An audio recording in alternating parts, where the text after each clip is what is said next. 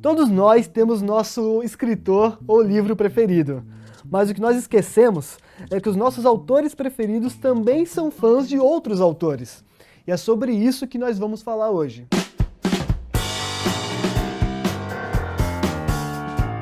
Até quem criou Harry Potter tem o seu ídolo.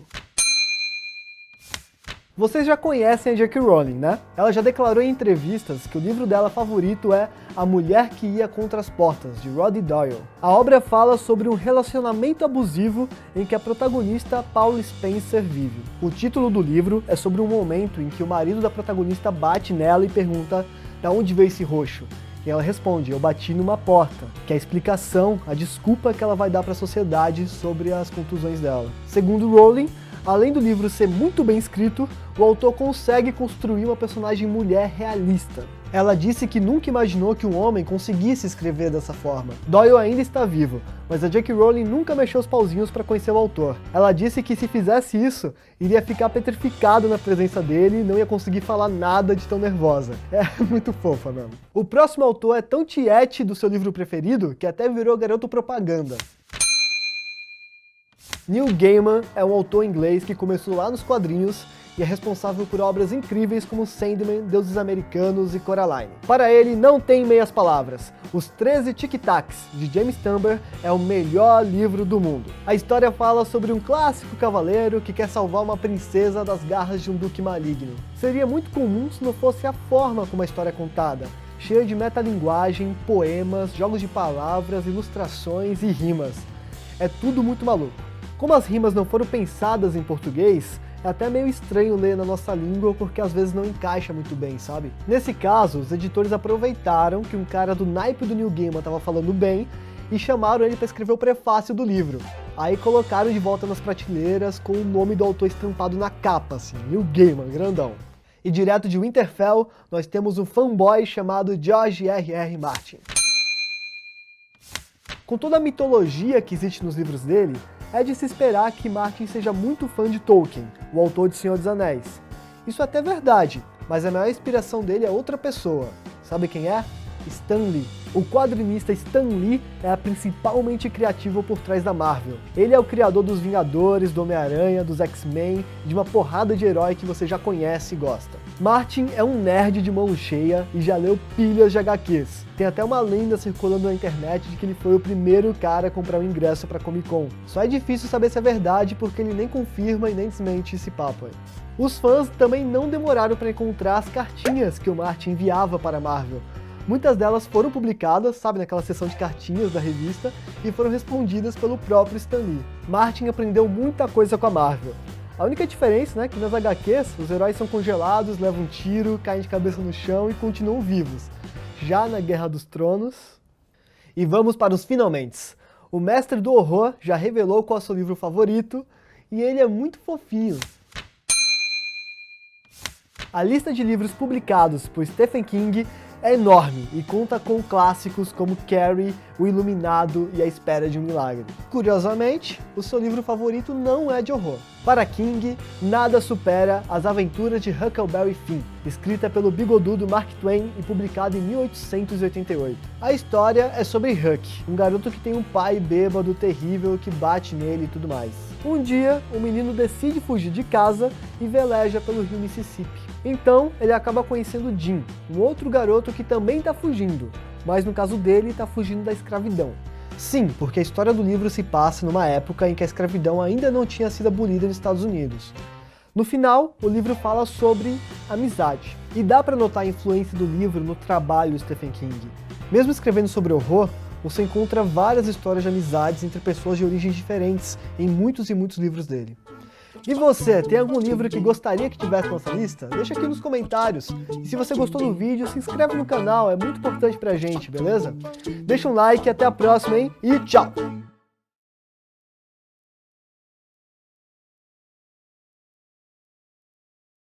Você já ficou mega animado quando ficou sabendo que o seu livro preferido seria adaptado para o cinema? Ficou acompanhando todas as novidades, ficou vendo os trailers, tudo.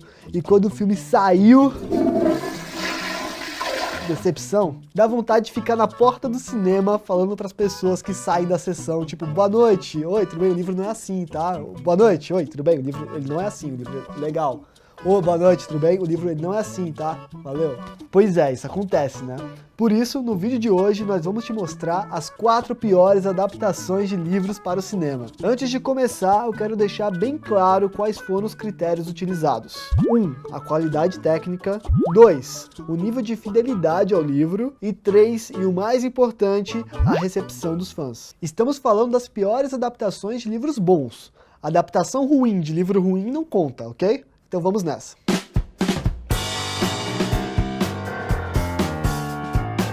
O quarto colocado da nossa lista deu tão errado que até o autor dos livros fala pra todo mundo que odeia os filmes.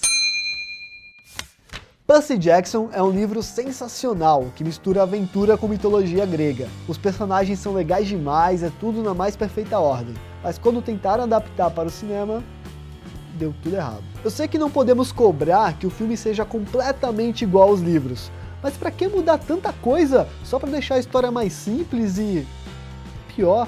Sem contar que eles acharam uma boa ideia cortar um monte de cena do livro, mas eles queriam, eles precisavam deixar a cena do sátiro dançando. O filme virou uma bagunça, não agradou ninguém e foi uma bomba. Ainda assim, os produtores decidiram fazer uma continuação. O trailer de Percy Jackson e o Mar de Monstros era bastante promissor. Dava pra ver que eles estavam tentando resgatar os fãs dos livros e até prestando atenção em alguns detalhes, assim, até meio bobos. Por exemplo, o cabelo da personagem Annabeth estava na cor original agora. É claro que não deu certo, né? O filme foi tão ruim quanto o primeiro e o projeto foi cancelado sem data para voltar. Agora os fãs estão se agarrando na ideia da Netflix comprar os direitos para fazer uma série. Eles fizeram até um abaixo-assinado para ver se chama a atenção do pessoal. Pô, seria legal, né? E agora o terceiro colocado. Só tem uma explicação para o filme ter dado tão errado: ganância. O Hobbit é um livro escrito pelo Tolkien e a história se passa anos antes de O Senhor dos Anéis. O enredo é um pouco mais infantil e mostra o Hobbit Bilbo Bolseiro indo a uma aventura junto com os anões. Eles querem recuperar a montanha que foi roubada por um dragão. O Senhor dos Anéis foi espetacular, então era de se esperar que esse mesmo diretor fizesse um trabalho exemplar em Hobbit, não é? Então, já dava pra sacar que algo ia dar errado logo de cara. Os maníacos pegaram um livro de 320 páginas e resolveram adaptar para 3 filmes de 3 horas de duração cada um. Cara, não tem como dar certo. Só para vocês terem uma ideia, se nós somarmos os 3 livros da versão em português de O Senhor dos Anéis, nós temos 1229 páginas. Para adaptar tudo isso, eles precisaram só de 3 filmes com 3 horas de duração cada um. Harry Potter e a Ordem da Fênix tem 700 páginas e eles fizeram um filme só. Claro, cortaram muita coisa, mas deu certo. Agora, pegar um livro de 320 páginas e querer tirar água de pedra dele, não dá. Além disso, temos os problemas de produção. O Guilherme Del Toro é quem ia tocar esse projeto, mas ele pulou para fora do barco assim aos 45 do segundo tempo. Aí o Peter Jackson teve que assumir e improvisar dentro do estúdio para poder cumprir aquele prazo que ele tinha. Muitas cenas foram gravadas completamente no susto, assim, sem nenhuma preparação. I spent so much of The Hobbit feeling like I was not on top of it. With the fact that I hadn't much prep and I was making it up as I went along, and even from a script point of view, Philippa and Fran and I hadn't really got the entire scripts written all the way through to our satisfaction, so that was a very high pressure situation. O resultado foi um filme longo demais, confuso, chato e cheio de cenas desnecessárias. O que O Senhor dos Anéis tem de bom, o Hobbit tem de ruim. O nosso segundo lugar se deu tão mal quanto o Hobbit, mas parece que ele vai ganhar uma segunda chance. O livro A Bússola de Ouro faz parte da trilogia As Fronteiras do Universo, do escritor Philip Pullman. É um livro de fantasia sobre um mundo paralelo que é dominado por uma religião / política ditatorial. O livro é bastante complexo e envolve críticas ao cristianismo, viagem no tempo e ciência hardcore. Mesmo com esses pontos complicados, a série foi um sucesso no mundo todo e chamou a atenção da New Line para poder adaptar o livro para as telonas. Essa produtora foi a responsável pelo Senhor dos Anéis, então eles estavam bastante confiantes em fazer outro filme em um mundo de fantasia. mas eles gastaram mais de 150 milhões de dólares na produção e o filme teve nomes de peso no elenco, como a Nicole Kidman, a Eva Green e o Daniel Craig. Ao invés de gastar tanto dinheiro com atores, eles podiam ter investido num roteirista melhorzinho, né? Porque ninguém gostou do que foi feito e o filme foi um fracasso de crítica e de público. Visualmente, ele é até bastante competente, mas erraram a mão na hora de contar a história. Todos os elementos são jogados na sua cara com uma velocidade absurda. Aí, eles passam um tempão tentando te explicar como o mundo funciona e ainda assim deixam um monte de dúvidas, além de um filme sem final. A conclusão da história até foi gravada, mas na edição eles acharam que era melhor cortar essa parte e colocar no começo do segundo filme da franquia. Só que não teve segundo filme da franquia e nunca terá. Ainda bem. O projeto agora é reativar a franquia com uma série da BBC. Vamos ver no que é que vai dar. Para anunciar o primeiro lugar da nossa lista, eu peço a calma e a compreensão de todos. Respire fundo e espere eu terminar de falar para poder ter a sua reação, ok? Então, é que o primeiro lugar da nossa lista tá com Harry Potter, mas calma. Não é toda a série do Harry Potter, ela é incrível e um dia faremos um vídeo só sobre isso. Estamos falando, na verdade, de um livro específico daquela saga, O Enigma do Príncipe. Esse é considerado pelos fãs um dos livros mais legais do Bruxinho, mas parece que esse entusiasmo todo não foi compartilhado pelos produtores do filme. Esse foi o que eles mais pisaram na jaca. O filme tem lá a sua graça, é claro. Visualmente ele é lindo. O diretor de fotografia é o mesmo de Amélie Poulain, o Bruno Delbonnel. Só que isso não foi suficiente para salvar a película, que tem tantos problemas que eu nem sei por onde começar. O principal problema que podemos apontar é a mudança radical no tom da história. Ela não condiz nada com os outros filmes da série e nem com o próprio livro escrito pela J.K. Rowling. É um dos momentos mais tensos da saga. O Lord Voldemort está aumentando seu exército, todo mundo sabe que o bruxão voltou, uma guerra está prestes a acontecer e eles param tudo isso para mostrar uma comédia romântica. O filme deveria ser sobre esse momento tenso do mundo bruxo, mas acabou focando nos relacionamentos amorosos do Rony, a paquerinha entre a Ginny e o Harry, os jogos de quadribol e as piadinhas.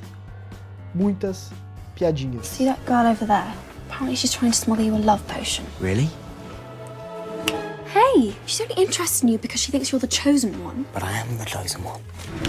Okay, sorry. Sem contar que eles esqueceram completamente de uma coisa chamada O Enigma do Príncipe. Todo o mistério sobre o príncipe do caderno de poções foi colocado tão de lado que você quase esquece que aquilo existe. Também tem uma série de sequências bacanas do livro que o diretor resolveu cortar por algum motivo obscuro. Sabe a cena em que os Comensais da Morte invadem o salão comunal? Aquele lugar onde os bruxos fazem as refeições? Então, era para ter uma batalha naquele momento. Mas eles resolveram trocar por uma caminhada dos Comensais. Quem troca uma batalha por uma caminhada? Esse filme foi dirigido por Buda? Enfim, nada nessa vida é perfeito, os outros filmes continuam legais e fortes, ainda bem. E é isso, galera, muito obrigado por assistir. Se você ainda não é inscrito no nosso canal no YouTube, vai lá, se inscreve, tem muito conteúdo bacana lá. E deixa o like aqui no nosso vídeo, ajuda bastante. E comenta, qual outra adaptação que você acha que deveria estar na nossa lista que não entrou. Beleza? Nos vemos no próximo vídeo. Tchau!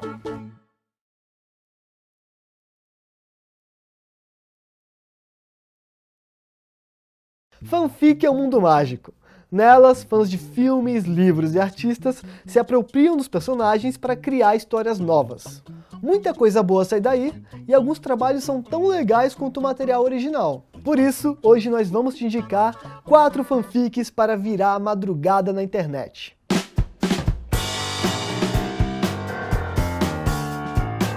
Essa fanfic, escrita por alguém que assina como Fefis, juntou um casal de Harry Potter pelo qual ninguém torcia, e deu muito certo. Na versão original de Harry Potter, Gina Weasley é a namorada do protagonista e Draco Malfoy é o arqui-inimigo do bruxo. Mas, como nada é sagrado no mundo das fanfics, resolveram escrever uma história em que a Ginny e o Draco vivem um lindo romance, deixando o Harry para escanteio. Em Ele Não É o Meu Irmão, a família do Draco é marcada por uma grande tragédia. Isso faz com que ele seja adotado pela família da Gina, que é a família do Rony, né, a família Weasley, aos 9 anos de idade. Assim, Draco e Gina crescem como irmãos. Os problemas começam quando a Gina se apaixona pelo Draco, que vê ela só com uma irmã caçula desajeitada, sabe? Agora você me pergunta, onde fica a magia nessa história toda? Em lugar nenhum. Tanto que a autora abriu mão de Hogwarts e colocou os personagens numa escola comum, igual aquela que nós vemos nos filmes americanos. O mais legal das fanfics é que não há limites para a imaginação. Não há mesmo. Alguns autores ousam extrapolar o aceitável no mundo das fanfics. Foi isso que aconteceu, por exemplo, em You Are My Love, My Destruction, uma história sobre o romance proibido entre a cantora Selena Gomez e o apresentador Faustão. Também aconteceu em 50 Tons de Padre Fábio de Mello, o que eu não preciso nem dizer que deve ser algum tipo de pecado. Mas nada supera o sensacional Hitler e a Escovinha, uma história sobre uma escova de dentes que se apaixona pelo sanguinário ditador nazista. É isso mesmo! A história fala sobre a escova do Hitler e como eles se apaixonam. Ela merecia entrar na lista só pelo fator bizarro e criatividade, mas acredite se quiser, a história está bem escrita. Ela é cheia de humor nonsense e o texto está montado como um livro comum. E o mais importante, né, sem nenhuma apologia ao nazismo. As partes em que o Hitler fica bravo e fica socando as coisas, gritando "Nein, nein, nein", é imperdível, é impagável. A nossa próxima dica de fanfic se passa em um lugar bem distante. A Terra-média de O Senhor dos Anéis já tem uma porção de histórias, mas uma brasileira chamada Isabelle Silva resolveu que queria mais e criou a Middle-earth Tale, lá no Wattpad. O livro se passa antes dos acontecimentos de O Senhor dos Anéis e até antes do Hobbit. E dessa vez, o personagem principal não é um Hobbit, e sim uma elfa, a Tauriel.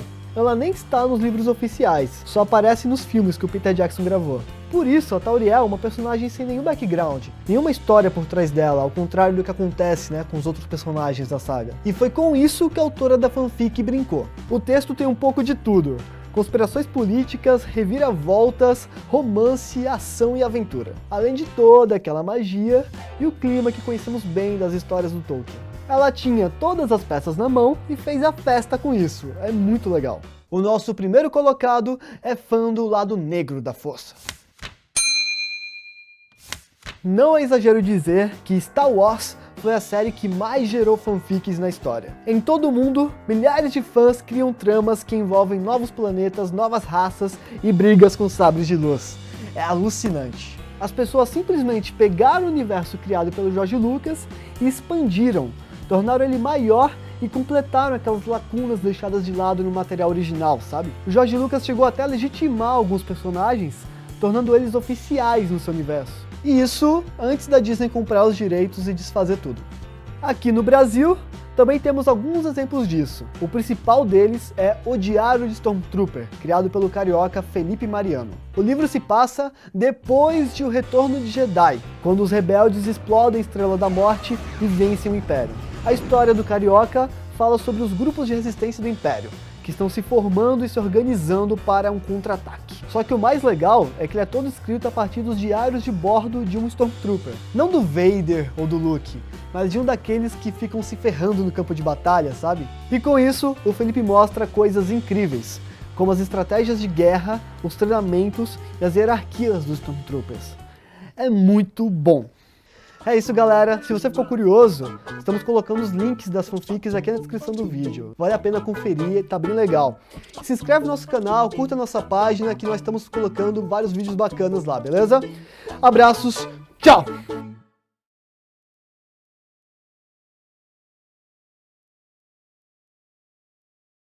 Você era mega fã de Harry Potter? Ficou esperando ansiosamente os novos livros, escreveu fanfics e foi de cosplay para a estreia dos filmes? Provavelmente já deve ter procurado outras obras para reacender aquela chama do mundo bruxo no seu coração. Vamos indicar 4 livros para quem é fã de Harry Potter e quer ler histórias tão boas quanto.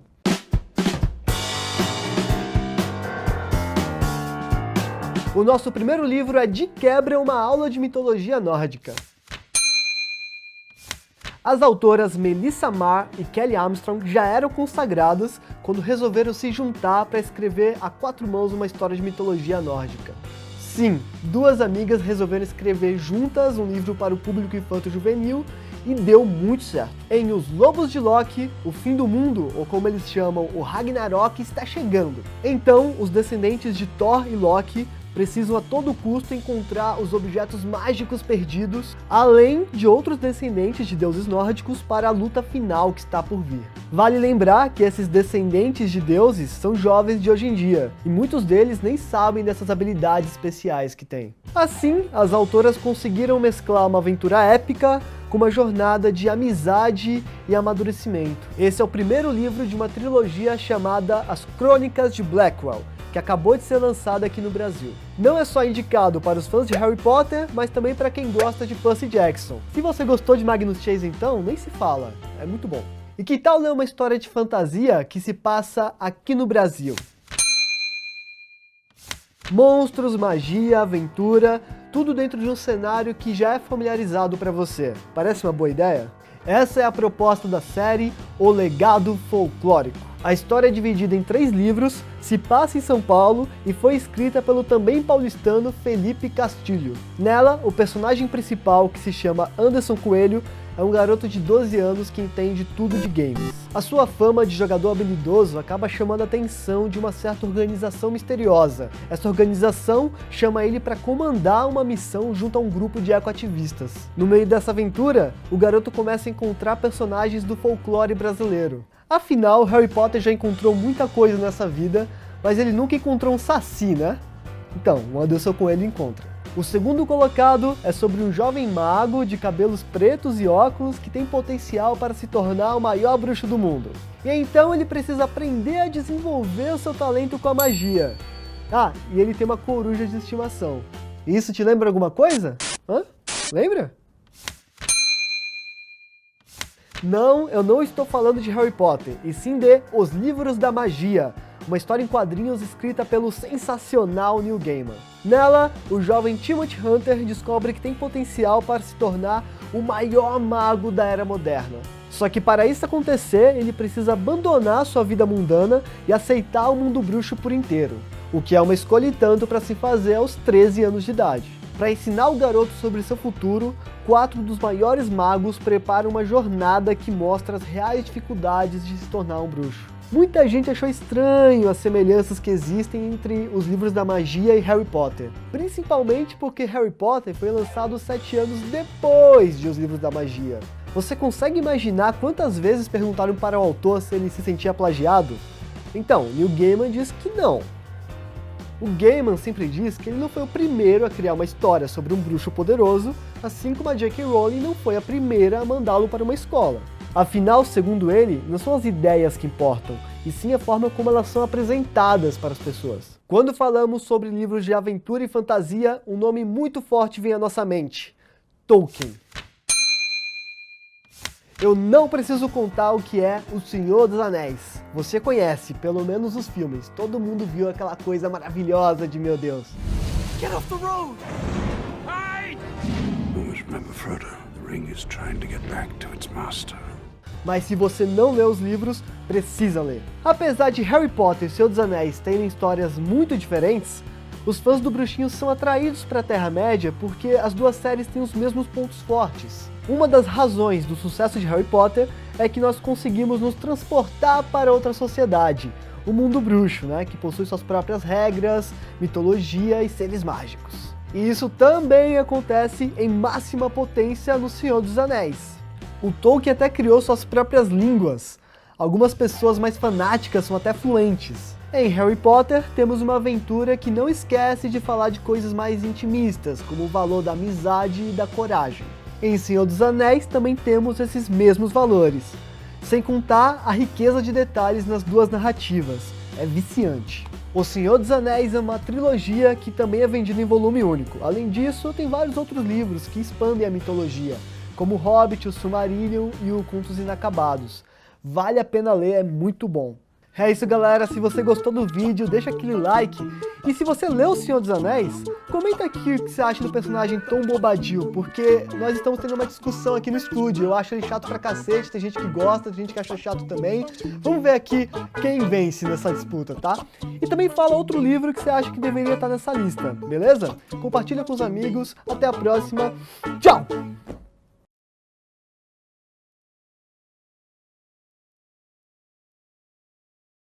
Sentir medo não é nada bom, mas mesmo assim nós insistimos em ler livros de terror e assistir filmes de terror. Do mesmo jeito, ficar na bad não é nada legal, mas a gente sente um prazer sádico em ler livros tristes. Por isso, separe os seus lenços porque hoje vamos te indicar 4 livros tristes de morrer.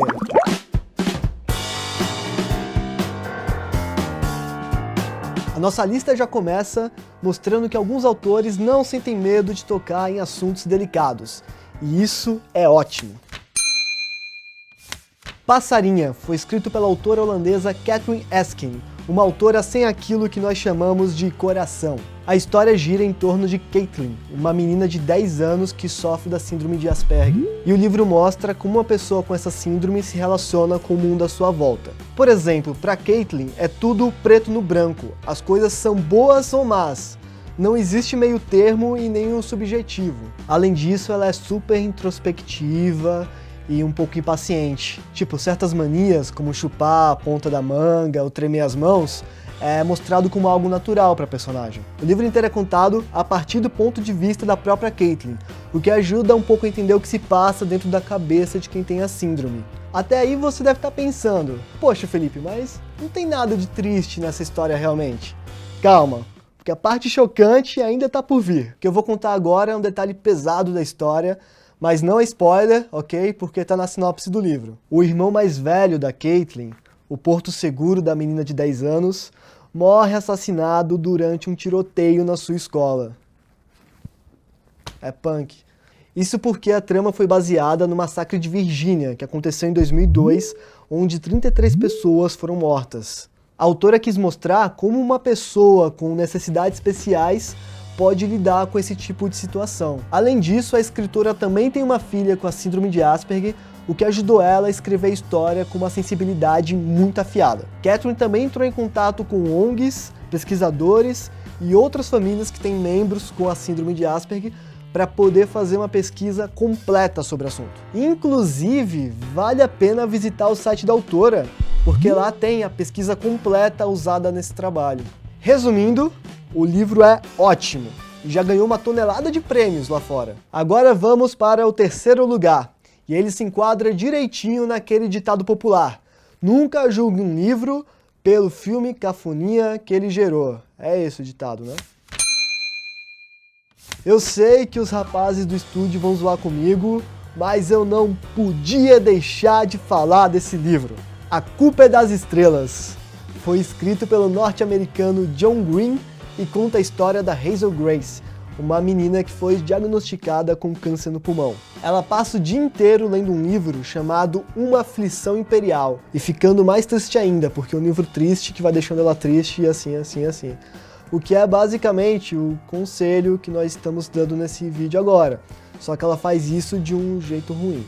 Hazel acaba conhecendo o Gus, um garoto que também tem câncer, e ele acaba convencendo ela a entrar em contato com o tal autor do livro. É claro que Hazel e o garoto acabam se apaixonando e vivendo uma história de amor que eles sabem que provavelmente é a única história de amor que eles vão conseguir viver. Sério, ninguém vai te julgar se você chorar lendo isso. Aliás, você sabia que essa história foi baseada em uma garota real? Em uma convenção para fãs de Harry Potter em 2009, o autor conheceu uma menina muito especial, a Esther. Aos 15 anos, ela tinha câncer na tireoide e no pulmão. Por isso, ela respirava com a ajuda de aparelhos e passava boa parte da sua vida no hospital. Acontece que nesse tempo todo que passava no hospital, ela lia muitos livros para se distrair.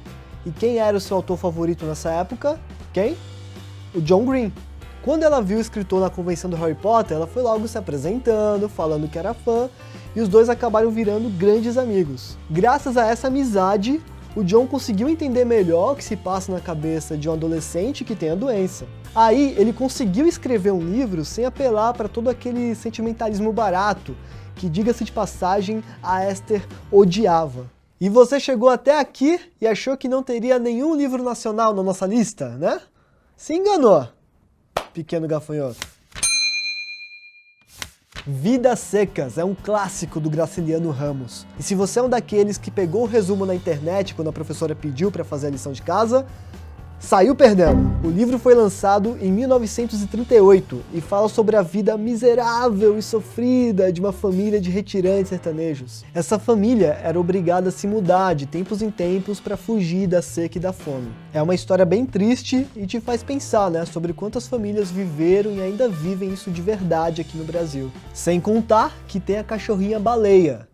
Baleia vai partir o seu coração. E ao contrário de todos os outros livros da nossa lista, esse tem um texto que não é nem um pouco sentimental. É quase como se o autor não quisesse passar a sensação de emoção. Quando Graciliano Ramos escreveu Vidas Secas, ele queria um narrador áspero, seco, simples, para que o leitor entendesse o que se passa na cabeça desses personagens. É que esses personagens são pessoas humildes, que também vão se tornando mais ásperas e secas por conta daquela vida sofrida que eles levam, sabe? Outra coisa que eu acho genial são os capítulos, que eles são escritos de forma independente e podem ser lidos da maneira que você achar melhor. Você pode começar lendo do final e pro começo, abrir um no meio e lendo. Por isso, os especialistas dizem que ele é um livro desmontável.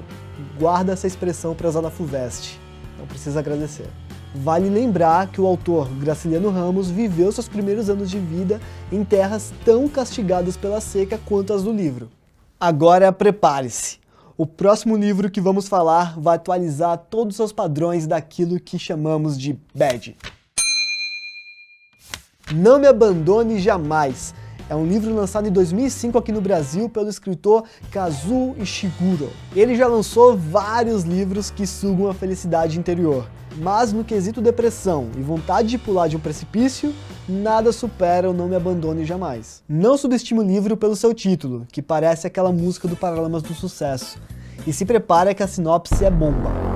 A história é contada a partir do ponto de vista de uma menina chamada Kate, que cresceu em um internato. Ainda criança, ela descobre que todos os alunos da escola, na verdade, são clones, produzidos com a única finalidade de servirem como peças de reposição, ou seja, para doar os seus órgãos vitais. Eles são criados no internato, bem alimentados, bem cuidados e tudo mais, para quando crescerem, doarem seus olhos, rins e pulmões até morrerem. Simples assim.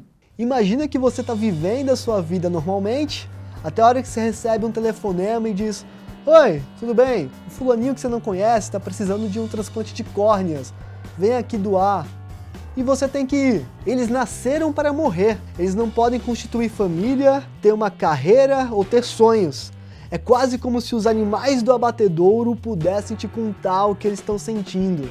Você consegue imaginar isso? O livro fez tanto sucesso que em 2011 virou filme. Vale a pena conhecer. É isso, gente. Muito obrigado por assistir. Se você gostou, não esquece de dar aquele like aqui, ok? Se você estiver vendo pelo Facebook, vai lá no nosso canal no YouTube e se inscrever no canal. Tem muito conteúdo bacana. E comente aqui algum livro triste que você acha que poderia ter entrado na lista. Indique livros que eu vou tentar eu mesmo responder alguns comentários, ok? Então, um beijo. Tchau.